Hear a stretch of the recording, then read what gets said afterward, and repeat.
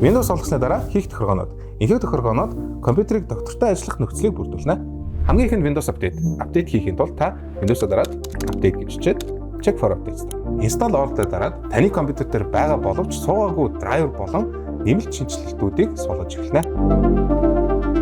Дараагийнх нь болохоор чипсет болон график картны драйвер. Тэгэхээр дурын хөтөч рүүгээ ороод та хөтөчөөсөө өөрийнх нь боортны чипсетний нэрийг оруулна. Миний хувьд B650. Хамгийн ихэнд гарч ирж байгаа AMD-ийн линк руу ороод хамгийн сүүлд гаргасан байгаа чипсет драйверын хувилбарыг татах боломжтой. Чипсетний драйвер маань доктортой үйл ажиллагаа болон компьютерийн хамгийн өндөр чадлыг гаргах боломжийг олгоно.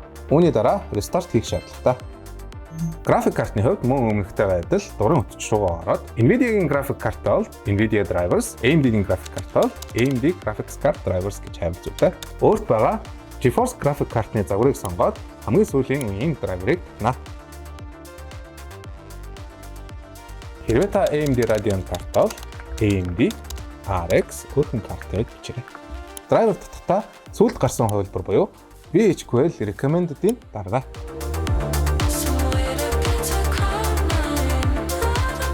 Чипсет болон график картны драйвер суулгалаа. Одоо дэлгэцийн гейс буюу refresh rate-ийг тулгацгаая. Mouse 2-оо дараад display settings руу орно. Advanced display байж болох хамгийн өндөр гэрцийг сонгоно. Сүүлийнх нь болохоор power options. Энэ яадаг вэ гэхээр ноутбукны үйл ажиллагааг сайжруулах, батарейг хагатгалах зорилттой. Биднэрт том компьютер дээр энэ шаардлага учир power options-аа performance дээр тавьж ажиллагааг нь болцгоно. Windows-оо дараад power гэж хичээд choose power plan. Энэ дээр нь та high performance сонгоход хангалттай. Энэ тохиолдлуудыг хийснээр таны компьютер доктортой хурдан ажиллах болно.